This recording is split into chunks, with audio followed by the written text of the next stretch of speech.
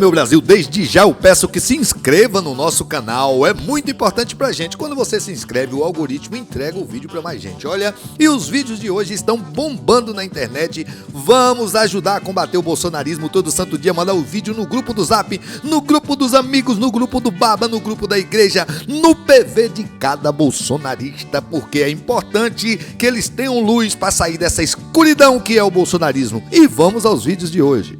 E você viu esta aí do Pablo Marçal, ele que foi candidato à Prefeitura de São Paulo, aparecendo filiado ao PT no sistema do TSE? A presidente nacional do PT, Gleisi Hoffmann, até anunciou que irá retirar Pablo Marçal do partido.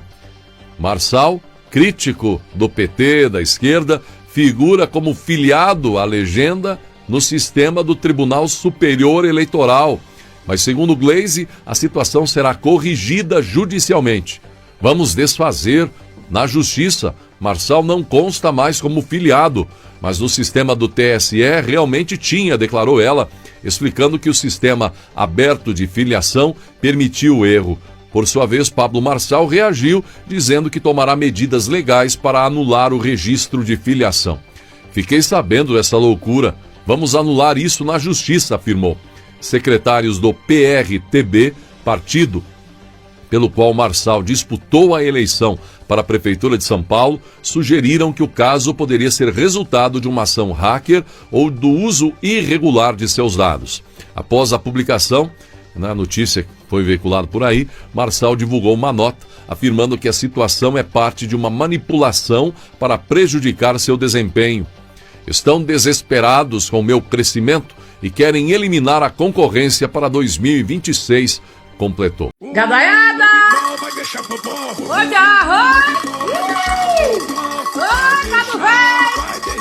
Ei, Gadaiada, cadê vocês, hein? Abandonaram o mito, rapaz! Todo mundo abandonou ele. A Toinha Fontenelle abandonou. O Marçal tá até filiado ao PT agora. Quem diria, hein? Mas a gente não quer não, viu? E por falar em abandonar, cadê o Malaché, hein? Sumiu, viu? Sumiu. Nem no assalto ele não falou. Que coisa, não?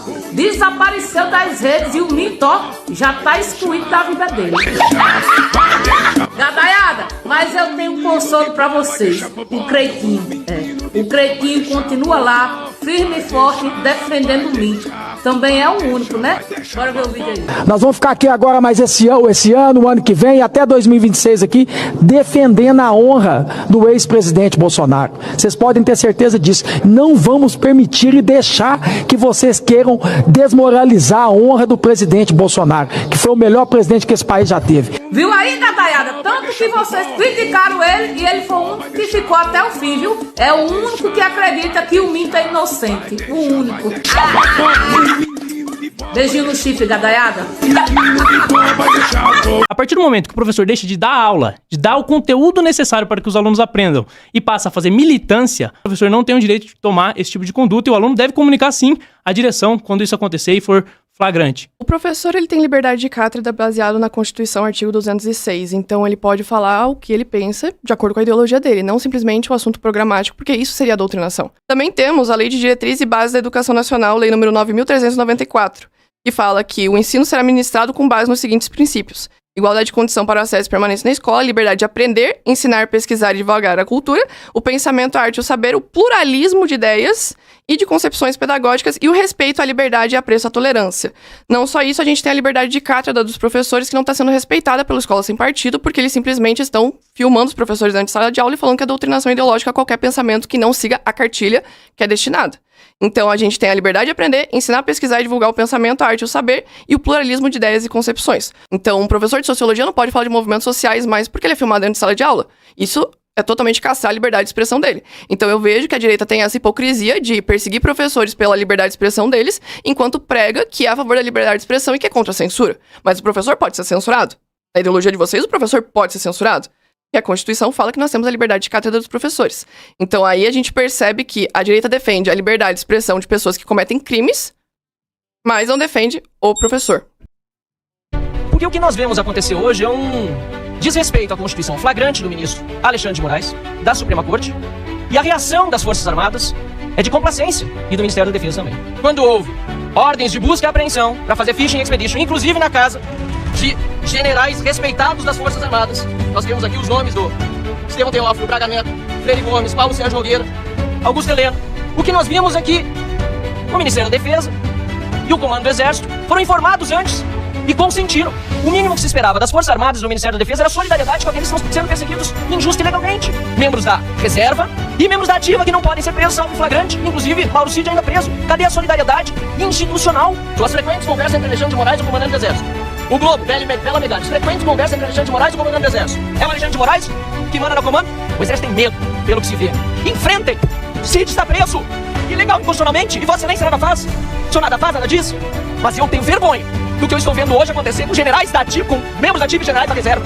Eu queria falar com o senhor, pela lei, não cabe ao comandante do Exército, ao comandante da Força Aérea, se manifestar sob pressão da justiça. Não cabe. A gente vai através da cadeia de comando, é isso que a gente faz. Segundo, informar a respeito do processo de operação de busca e apreensão. Então, diferente do que está escrito na imprensa, todas as operações de busca e apreensão que ocorreram dentro de área militar, na véspera, à noite, houve uma coordenação da Polícia Federal, o comandante do Exército, sem falar exatamente quem era o objeto da busca, e esses objetos da busca, eles foram mantidos em sigilo, e a solicitação da Polícia Federal foi apenas ter um oficial para coordenar, só isso aí. Então as operações de busca e apreensão, quando ocorreram em área militar, todas as operações de busca e apreensão que ocorreram fora de área militar, estavam em sigilo, ninguém foi informado de quem era, como era, onde era, quais eram os atores. Então, houve a comunicação, não é assim, todas as outras operações que ocorreram, medidas de busca e apreensão, medidas de prisão, medidas cautelares, foi informado na véspera, pedindo o apoio de um oficial, não designava, falava assim, que tipo de oficial? Oficial superior. A gente mandava o oficial superior, foi comandante de polícia do Exército. Isso que foi feito. Então não foi informado quem era, quando era, como era, a gente não tem acesso aos autos. Segunda coisa que eu tenho que falar para o senhor, é absolutamente verdadeiro que eu me encontrei com o ministro Alexandre de Moraes. Absolutamente verdadeiro. Olhando nos olhos do senhor para falar com tranquilidade. Como também é absolutamente verdadeiro que eu me encontrei com o ministro Barroso, é verdadeiro que eu me encontrei com o ministro André, é verdadeiro que eu me encontrei com o Procurador-Geral da República, institucionalmente com todas as autoridades do Poder Judiciário ou ministros de Estado. Relação institucional é do dever do comandante do Exército, absolutamente tranquilo. Toda vez que eu tive dúvida sobre o cumprimento de alguma decisão judicial, eu perguntei para não ter dúvida. O senhor está equivocado quando o senhor fala no oficial do Exército preso, só pode ser preso em flagrante delito. Não é verdade. Na história já ocorreram inúmeras vezes, inúmeras só hoje, de prisões preventivas. São prisões preventivas, tá? Em 2006, por exemplo, teve uma prisão preventiva, numa operação que foi feita, tá? Dentro de uma unidade militar, onde o comandante foi preso no local, na unidade militar. Tá? Foi uma operação de desvio de recursos, tá? Então, isso pela Polícia Federal. Então, ordem de prisão preventiva é o tempo todo. Acontece, hoje eu tenho mais de 30 militares presos por prisão preventiva. E outra coisa que eu não sabe é que eu visito todos eles. Sou comandante, eu visito todos eles, né? Então, a questão é absolutamente falsa que eu consultei o ministro Alexandre de Moraes para nomear o oficial do Exército para qualquer posto. É absolutamente falso. O oficial estava nomeado no dia 28 de fevereiro de 2024. Faltava a chancela do presidente. Quem determina qualquer ordem, qualquer coisa, é o presidente da República. Com relação à movimentação de oficial general. Não era nem promoção. Está errado falar promoção, porque não foi promovido, ele foi movimentado. Está errado o texto. Ele foi movimentado, foi uma movimentação normal. A partir do momento que vaga, o oficial vai para a reserva, o outro é movimentado. Tá? Então eu falei, não é papel das Forças Armadas se pronunciar sobre o processo na justiça. O senhor tem esse papel, o senhor é parlamentar, o senhor pode se pronunciar sobre o processo na justiça, falar o que o senhor acha, o senhor tem liberdade para falar isso aí. E finalmente a gente tem vergonhas diferentes, né? A gente tem vergonhas diferentes. A minha vergonha, por exemplo, é alguém que não cumpre a ética militar. E eu tô aqui de cara lavada para falar pro senhor que a ética militar, eu nunca falei uma mentira para minha tropa, pros meus soldados, pro meu pessoal, nunca falei. Nunca mudei de opinião. Sempre falei desde antes. Falei o que eu achava, da maneira como eu achava correto, olhando nos olhos. Eu teria vergonha de não defender um subordinado meu. Aqui agora foi ofendido um subordinado meu, que é o general Dutra. Parece que o general Dutra não tinha comandante. Parece que ele não cumpria ordens, né? Ele é o responsável. O general Dutra é um grande oficial. Agora ele tem comandante. Então eu defendo ele, porque ele é um grande oficial que cumpria a ordem. Cumprir a ordem. Ele evitou que fosse derramado sangue naquele dia, naquela noite. Isso que aconteceu. Mas falou aqui do general Dutra. Eu teria vergonha de não defender meu general. Eu tenho vergonha de, buscando popularidade, não cumprir lei. Isso eu tenho vergonha. De não cumprir decisão. Isso eu tenho vergonha. Então você pode ficar tranquilo que, mesmo que seja impopular, mesmo que não seja o que o pessoal acha que deve ser feito, a gente vai fazer o que a gente acha que é o correto. O certo pelo certo. E eu tenho tranquilidade de olhar para minha tropa nos olhos e achar que eu estou fazendo isso o tempo todo. Então é isso que eu queria falar para o senhor. Olha, se você chegou até aqui e não é inscrito ainda, porque se inscreva no nosso canal, deixe seu like, compartilhe o vídeo, que é muito importante pra gente continuar bombando aqui na net e destruindo o bolsonarismo. Chegou até aqui, se inscreva no canal, não se esqueça, hein?